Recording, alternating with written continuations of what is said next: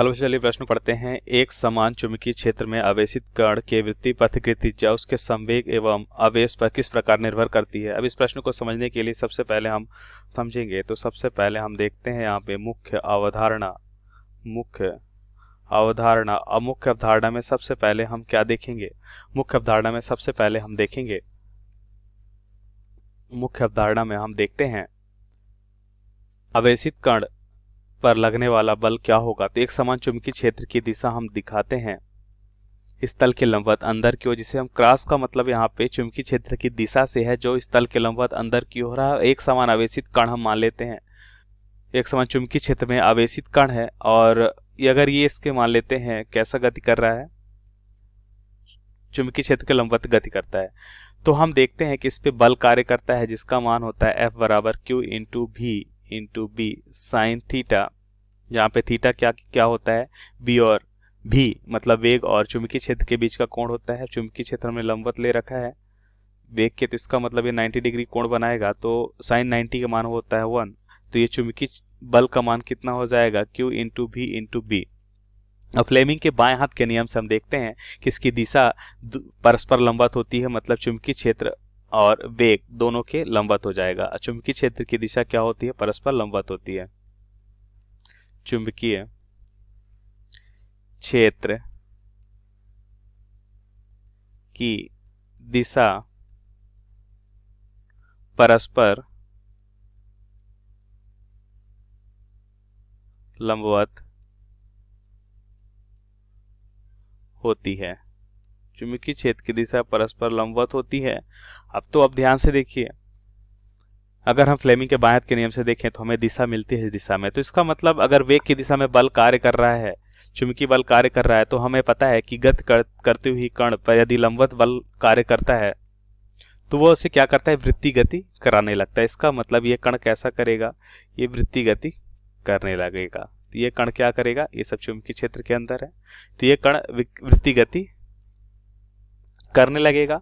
अब उत्तर को समझते हैं तो हमें पता है कि गति करती हुई, जैसा कि मुख्य अवधारणा में हमने देखा कि गति करती हुई कण पर यदि लंबवत बल कार्य कर रहा है तो यह इसे आवश्यक अभिकेंद्री बल प्रदान कराता है, जिस कारण वह जो वस्तु है वो क्या करती है, वृत्तीय गति करने लगती है। तो ये कण जो है वृत्तीय गति करने लगेगी क्योंकि इसमें आवश्यक अभिकेंद्री बल हमें यहाँ पे मिलता है। तो अब ध्यान से देखिए, ये कुछ इस तरह से गति करेगी, इसका सही चित्र बनाइए, ये कुछ इस तरह से गति करेगी ऐसे। तो आवश्यक अभिकेंद्री बल यहाँ पे हमें मिल रहा है, और आवश्यक अभिकेंद्री बल जो होगा इसे हम क्या लिखते हैं, एम भी स्क्वायर। यदि कण भी वेग से गति कर रहा है और आर त्रिज्या के मार्ग पे गति करता है तो इसकी त्रिज्या आर, एम इस कण का द्रव्यमान हो जाएगा और भी क्या हो जाएगा, उस कण का वेग हो जाएगा। तो अभिकेंद्री बल होगा। और जैसा कि मुख्य अवधारणा में हमने देखा कि चुंबकीय बल का मान क्या होता है, चुंबकीय बल का मान होता है Q भी बी, और ये किसके बराबर हो जाएगा, एम भी स्क्वायर बटा आर के, क्योंकि हम जानते हैं कि चुंबकीय बल क्या होता है, यह होता है Q भी बी।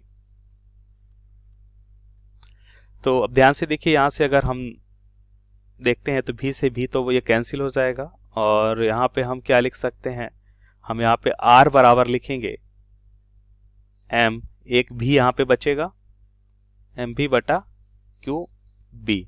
तो ध्यान से देखिए, एम भी क्या होता है, देखिए संवेग अगर हम देखें तो संवेग क्या होता है, द्रव्यमान और वेग का गुणनफल होता है। इसका मतलब हम यहाँ पे लिख सकते हैं संवेग हो जाएगा, ये आवेश हो जाएगा, और ये क्या हो जाएगा, चुंबकीय क्षेत्र हो जाएगा। अब हमें प्रश्न में क्या बताना है, ध्यान से देखिए, संवेग वो आवेग पर किस प्रकार निर्भर करता है। तो हम देखते हैं कि यह संवेग के अनुक्रमानुपाती व आवेश के क्या है, यहाँ पे व्युत्क्रमानुपाती। इसका मतलब आवेश जितना ज्यादा होगा, चुंबकीय क्षेत्र यहाँ पे देखते हैं त्रिज्या का मान उतना ही कम होगा क्योंकि व्युत्क्रमानुपाती है, और संवेग जितना ज्यादा है तो त्रिज्या भी उतनी ही ज्यादा होगी। इसे हम नए पेज में लिखते हैं कि R बराबर हमने देखा P बराबर क्या हो जाएगा, Q बटा B।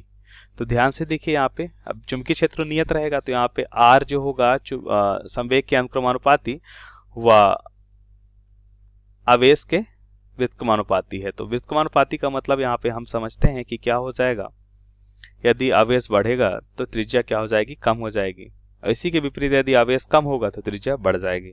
अब यहाँ पे क्या हो जाएगा, संवेग बढ़ेगा तो त्रिज्या भी क्या हो जाएगी, बढ़ेगी। तो P यहाँ पे क्या है, संवेग है, तो संवेग के अनुक्रमानुपाती है, संवेग के अनुक्रमानुपाती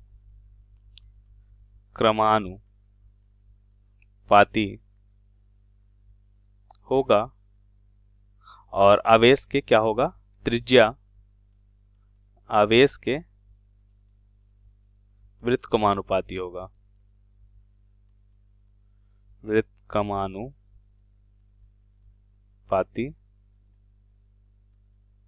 होगा। तो यह हो जाएगा हमारे प्रश्न का सही उत्तर। आशा करते हैं आपको समझ आया होगा। धन्यवाद।